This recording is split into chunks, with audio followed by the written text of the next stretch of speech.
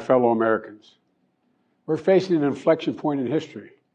One of those moments where the decisions we make today are going to determine the future for decades to come. That's what I'd like to talk with you about tonight. Early this morning, I returned from Israel. They tell me I'm the first American president to travel there during the war. I met with the Prime Minister and members of his cabinet. And most movingly, I met with Israelis who had personally lived through horrific horror of the attack by Hamas on the 7th of October. More than 1,300 people slaughtered in Israel, including at least 32 American citizens. Scores of innocents, from infants to the elderly grandparents. Israelis, Americans taken hostage. As I told the families of Americans being held captive by Hamas, we're pursuing every avenue to bring their loved ones home. As president, there is no higher priority for me than the safety of Americans held hostage. The terrorist group Hamas unleashed pure, unadulterated evil in the world. But sadly, the Jewish people know perhaps better than anyone that there is no limit to the depravity of people when they want to inflict pain on others. In Israel, I saw people who are strong, determined, resilient, and also angry, in shock and in deep, deep pain. I also spoke with President Abbas, the Palestinian Authority, and reiterated that the United States remains committed to the Palestinian people's right to dignity and to self-determination. The actions of Hamas terrorists don't take that right away. Like so many other, I'm heartbroken by the tragic loss of Palestinian life, including the explosion at the hospital in Gaza, which was not done by the Israelis. We mourn every innocent life lost. We can't ignore the humanity of innocent Palestinians who only want to live in peace and have an opportunity. The assault on Israel echoes nearly 20 months of war, tragedy, and brutality inflicted on the people of Ukraine, people that were very badly hurt since Putin launched his all-out invasion. We've not forgotten the mass graves, the bodies found bearing signs of torture, rape used as a weapon by the Russians, and thousands of Ukrainian children forcibly taken into Russia, stolen from their parents. It's sick. Hamas and Putin represent different threats, but they share this in common. They both want to completely annihilate a neighboring democracy, completely annihilate it. Hamas' stated purpose for existing is the destruction of the state of Israel and the murder of Jewish people. Hamas does not represent the Palestinian people. Hamas uses Palestinian civilians as human shields, and innocent Palestinian families are suffering greatly because of them. Meanwhile, Putin denies Ukraine has or ever had real statehood. He claims the Soviet Union created Ukraine. And just 2 weeks ago, he told the world that if the United States and our allies withdraw, and if the United States withdraw, our allies will as well, military support for Ukraine would have, quote, a week left to live, but we're not withdrawing. I know these conflicts can seem far away, and it's natural to ask, why does this matter to America? So let me share with you why making sure Israel and Ukraine succeed is vital for America's national security. History has taught us that when terrorists don't pay a price for their terror, when dictators don't pay a price for their aggression, they cause more chaos and death and more destruction. They keep going, and the cost and the threats to America and the world keep rising. So if we don't stop Putin's appetite for power and control in Ukraine, he won't limit himself just to Ukraine. Putin's already threatened to remind Poland that their Western land was a gift from Russia.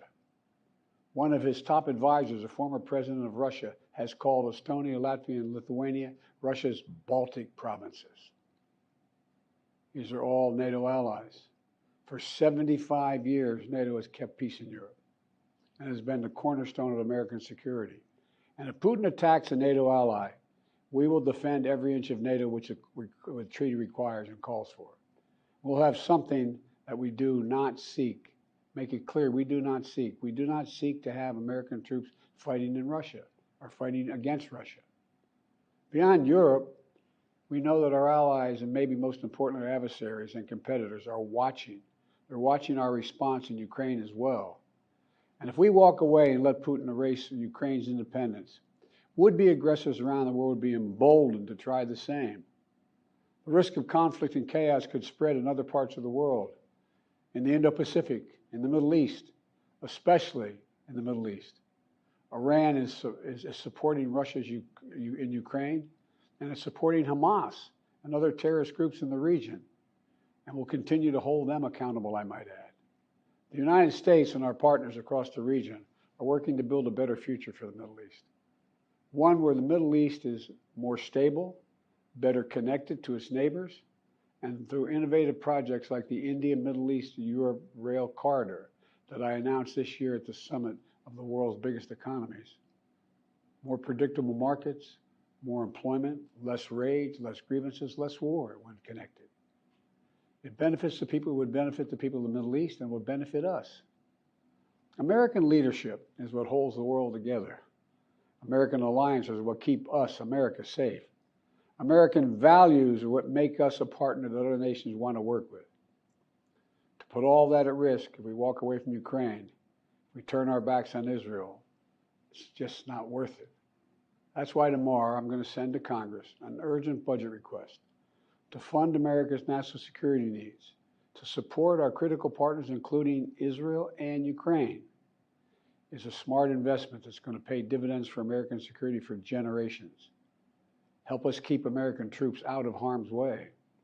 Help us build a world that is safer, more peaceful, more prosperous for our children and grandchildren. In Israel, we must make sure that they have what they need to protect their people today and always. The security package I'm sending to Congress and asking Congress to do is an unprecedented commitment to Israel's security that will sharpen Israel's qualitative military edge, which we've committed to, the qualitative military edge. We're going to make sure Iron Dome continues to guard the skies over Israel. We're going to make sure other hostile actors in the region know that Israel is stronger than ever and prevent this conflict from spreading. Look, at the same time, President Netanyahu and I discussed again yesterday the critical need for Israel to operate by the laws of war. That means protecting civilians in combat as best as they can. The people of Gaza urgently need food, water, and medicine. Yesterday, in discussions with the leaders of Israel and Egypt, I secured an agreement for the first shipment of humanitarian assistance from the United Nations to Palestinian civilians in Gaza. If Hamas does not divert or steal these shipments, we're going to provide an opening for sustained delivery of life-saving humanitarian assistance for the Palestinians. As I said in Israel, as hard as it is, we cannot give up on peace. We cannot give up on a two-state solution. Israel and Palestinians equally deserve to live in safety, dignity, and peace.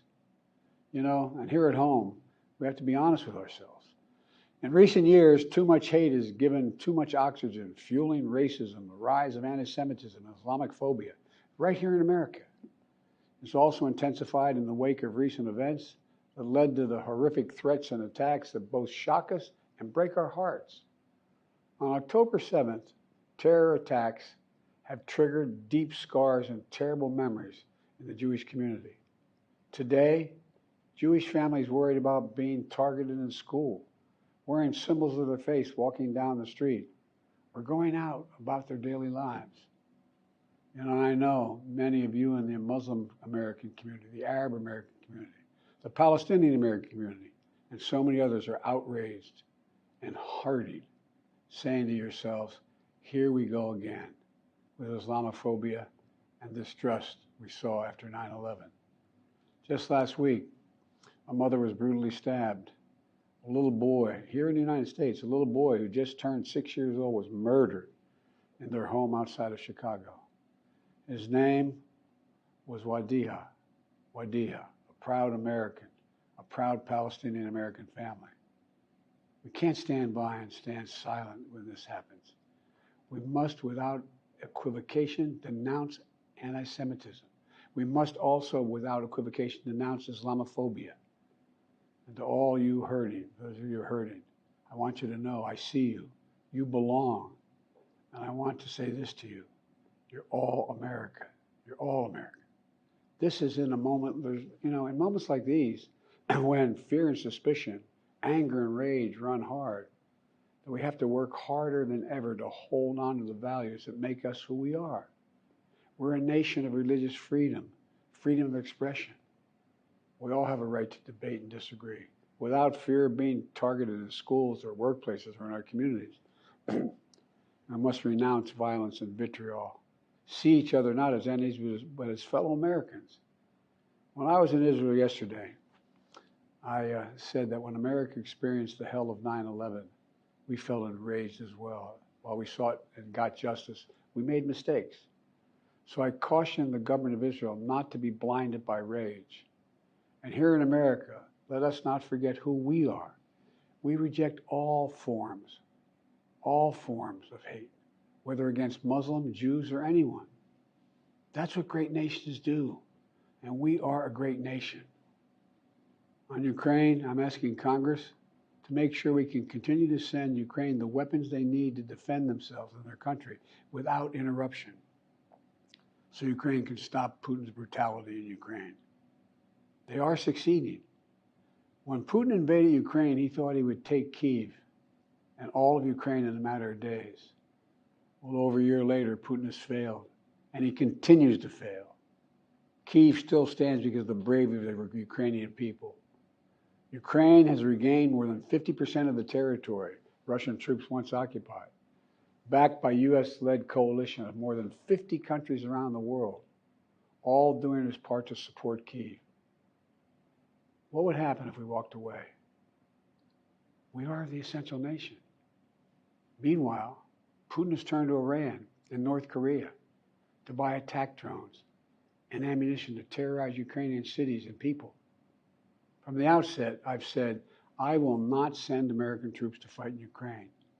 All Ukraine is asking for is help for the weapons, munitions, the capacity, the capability to push invading Russian forces off their land, and the air defense system to shoot down Russian missiles before they destroy Ukrainian cities. Let me be clear about something. We send Ukrainian equipment sitting in our stockpiles. And when we use the money allocated by Congress, we use it to replenish our own stores, our own stockpiles with new equipment. Equipment that defends America and is made in America. Patriot missiles for air defense batteries, made in Arizona. Artillery shells manufactured in 12 states across the country, in Pennsylvania, Ohio, Texas, and so much more.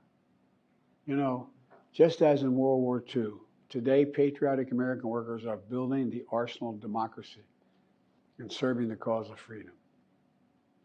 Let me close with this. Earlier this year, I boarded Air Force One for a secret flight to Poland.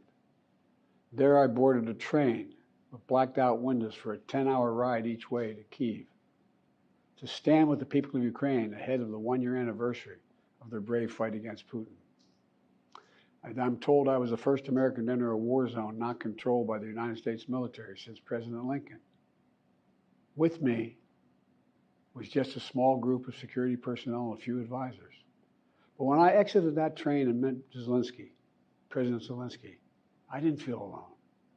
I was bringing with me the idea of America, the promise of America, to the people who are today fighting for the same things we fought for 250 years ago: freedom, independence, self-determination.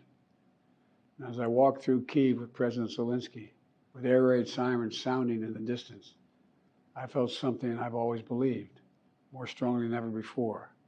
America is a beacon to the world. Still. Or as my friend Madeleine Albright said, the indispensable nation. Tonight, there are innocent people all over the world who hope because of us, who believe in a better life because of us, who are desperate not to be forgotten by us, and are waiting for us. But time is of the essence. I know we have our divisions at home. We have to get past them. We can't let petty, partisan, angry politics get in the way of our responsibilities as a great nation. We cannot and will not let terrorists like Hamas and tyrants like Putin win. I refuse to let that happen. In moments like these, we have to remember who we are. We are the United States of America. The United States of America. And there is nothing beyond our capacity if we do it together. My fellow Americans, thank you for your time. May God bless you all. May God protect our troops.